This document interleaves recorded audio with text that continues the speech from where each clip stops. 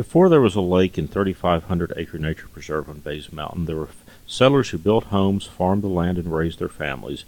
The Pierce-Bond families were among those early settlers. I remember this is where I grew up at, right here. Right here is where I played at. Across that hill right there, I went over to my grandfather's house to take or bring whatever was necessary. Went over the top of that hill there to take or bring whatever was necessary. Food, milk, or we had a white family that lived across the top of this hill right here, and the name was Shorts. And they would borrow and trade and whatever. I had to go back and forth and take it. What did your dad do to earn a living? Did you all farm? He sharecrop. He worked on the farm. He got a third of what he raised. 2 wagons of corn. The man got 2 wagons. We got 1. Okay. But we had to do all the work. Of all the years you lived here, what's the one memory that sticks out in your mind?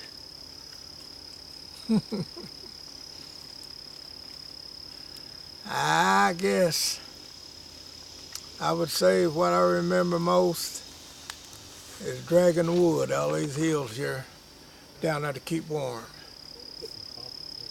I'd say that's something I'll never forget. I used to sit in the chimney of that house right there in the wintertime to keep warm. There used to be that house there had an old chimney. It had the chimneys on this side of it right here.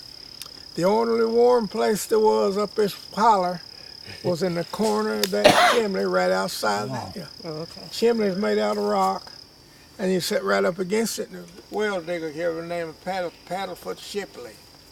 And he went around and dug wells. Yeah. And he dug this well out. It was late.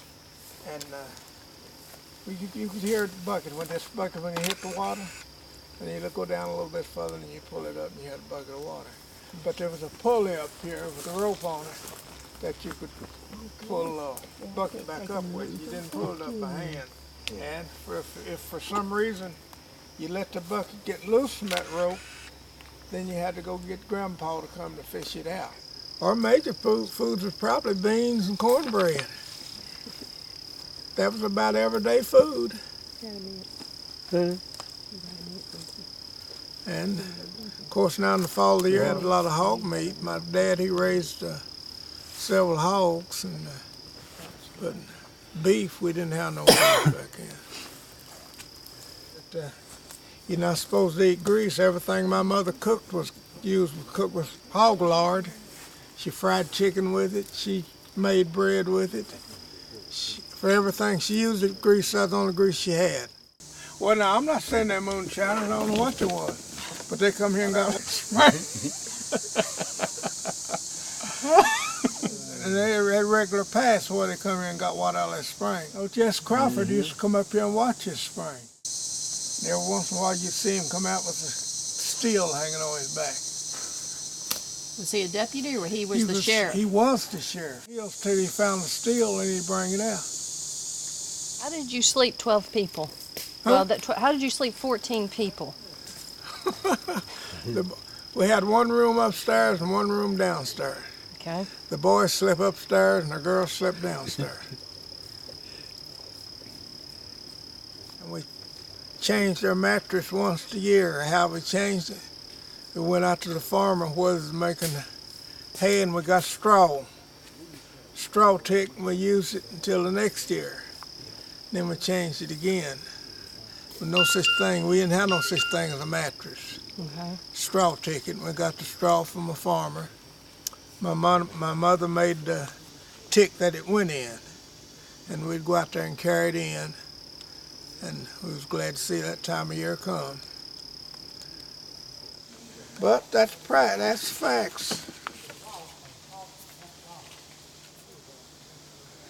Ready to go? And he left, and I see about one in a couple of months somebody burnt the house down.